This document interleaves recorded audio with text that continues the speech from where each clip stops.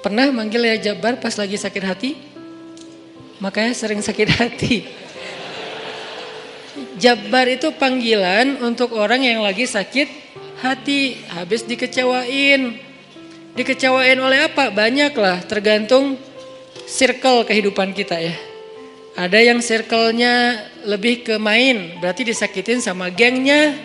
Ada yang circle-nya lebih ke romantis-romantisan, disakitin oleh mantannya. Ada yang circle hidupnya seputar masalah kerja, disakitin oleh vendornya, oleh partnernya, oleh teman bisnisnya. Soal circle family life kita disakiti oleh keluarga, anak, orang tua, pasangan, dan seterusnya gitu kan. Yang jelas ketika kita merasa disakitin, ketika kita merasa kayak dikecewain, panggillah Allah. Sebelum kita memanggil netizen. Kan kita suka manggil netizen dulu ya. Posting, update status, story. Terus storynya tuh curhatnya minta respon lagi tuh. Dengan kasih polling lah. Dengan request lah gitu kan. Baiknya gue putusin apa enggak ya, request gitu. Semuanya putusin terus dia bingung. Gimana ya. Nah sebelum kita istisyarah kepada netizen. Karena netizen itu istisyarah. Bukan istifta, bukan istikharah. Yang paling tinggi itu kan derajatnya dari 3 level. Meminta pendapat, nomor 1 tuh istikharah. Minta pendapat Allah. Kedua istifta, minta pendapat ulama. Orang yang berilmu. Ketiga istisyarah, minta pendapat orang yang lebih bijak dan berpengalaman. Termasuk kepada teman kita atau followers kita atau geng kita, itu istisyarah. Sebelum kita istisyarah netizen, ya ayyuhal netizen, sebelum kita pakai kalimat itu, atau ya ustaz, bahkan sebelum ustaz, ya kiai, ya syekh, maka ya Allah. Panggil Allah Subhanahu wa ta'ala. Manggilnya gimana Ustadz? Salah satunya selain kata Allah pastinya, karena itu kalimat yang paling mulia, kita juga bisa manggil tematik. Ya Jabbar. Ya Jabbar itu bisa 2. Sebetulnya 3 maknanya Jabbar, tapi yang lebih common tuh 2. 1, dipanggil untuk masalah-masalah yang sifatnya bukan hanya besar, tapi kayak kekuatan. Ya Jabbar, ya Qahar. Arti Jabbar dalam konteks itu yang perkasa, yang memaksa, ya Qahar, yang menaklukkan.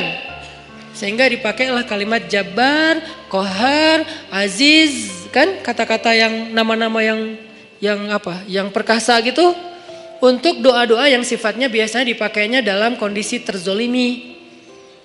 Ini doa-doa orang yang terzolimi. Kayaknya nggak perlu dihafal juga sih.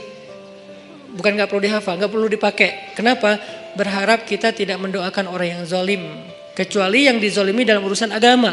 Kalau dizolimi urusan pribadi sih, mending jangan mendoakan orang yang menzolimi. Kenapa? Rugi. Mending doain diri sendiri.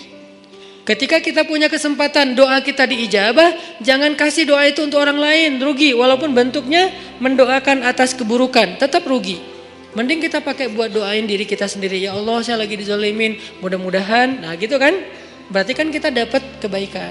Ya Jabbar, itu panggilan orang yang sedang sakit hati. Jadi 1 artinya untuk orang yang lagi dizolimi, 1 lagi untuk orang yang lagi hatinya kayak sedih, kayak disakitin. Gak sebesar zolim sih, cuman ya lumayan lah, bikin gak bisa tidur, bikin tumbuh jerawat gara-gara itu gitu kan ya, karena stres.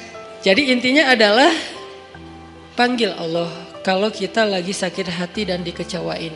Ya Allah, ya Jabbar. Salah satu doa minta disembuhkan kecewa dan sakit hati di dalam sholat adalah Rabbighfirli warhamni wajburni. Kalimat wajburni. Selama ini kita baca enggak? Kan? Tahu artinya? Hampir. Apa arti wajburni? Bukan paksa aku dong Allah, enggak. Padahal arti Jabbar juga yang memaksa kepada kehendaknya. Tapi kalimat wajburni, makna Jabbar di sini makna yang ketiga di antara 3 makna Jabbar, yaitu yang mengobati sakit hati. Jadi ketika kita berdoa, Rabbighfirli, warhamni, wajburni, warfa'ni, warzukni, wahdini, wa'afini. Banyak banget ya. Luar biasa kita ya. Wajburni itu artinya kalau kita terjemahin, sembuhkanlah sakit hati saya. Atau bahasa lain juga bisa diterjemahin, hiburlah aku ya Allah. Aku lagi sedih nih.